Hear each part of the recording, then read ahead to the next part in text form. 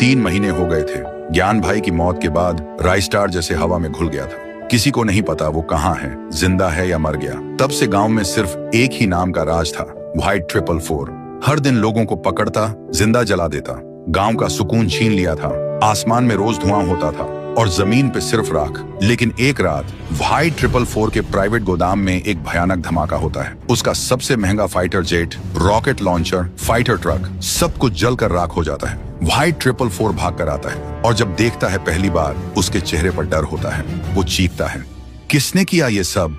तभी आसमान में एक ड्रोन दिखाई देता है और उसमें चलती है एक ऑडियो रिकॉर्डिंग राइस्टार की आवाज में। मैं वापस आ गया हूँ, तुझसे तेरा हर गुनाह वसूल करने, ज्ञान भाई के लिए और हर उस बेकसूर के लिए जिसे तूने जिंदा जला दिया था।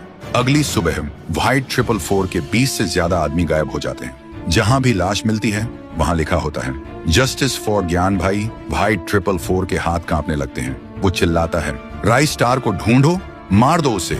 तभी आसमान से एक बड़ा सा पक्षी, मैकेनिकल ड्रोन बर्ड, उतरता है और उसके ऊपर बैठा होता है राइस्टार। सीधा व्हाइट 444 के सामने उतरता है।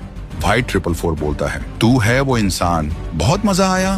पहली बार कोई टक्कर का मिला, पर तू अकेले आया, बड़ी गलती कर दी। राइस्टार बोलता है, मैं अकेले आया हूँ, लेकिन तेरे सामने ज्ञान भाई की रूह भी खड़ी है। तभी अचानक धुआं उछाता है और शुरू होती है फाइट। राइस्टार एक एक करके व्हाइट 444 के सब आदमियों को खत्म कर देता है। जब धुआं हटता है तो जमीन पर व्हाइट 444 गिरा पड़ा था और उसके साथ सारे आदमी मारे, सब के सब खत्म। अगले दिन पूरा गांव एक जगह जमा होता है। राइस्टार ज्ञान भाई की तस्वीर के सामने दिया जलाता है। गांव फिर से शांत हो चुका था। आज हर चेहरा रो रहा था, पर सुकून के आंसुओं के साथ। और दोस्तों, अगर आपने भी ज्ञान भाई का बदला महसूस किया तो कमेंट करो।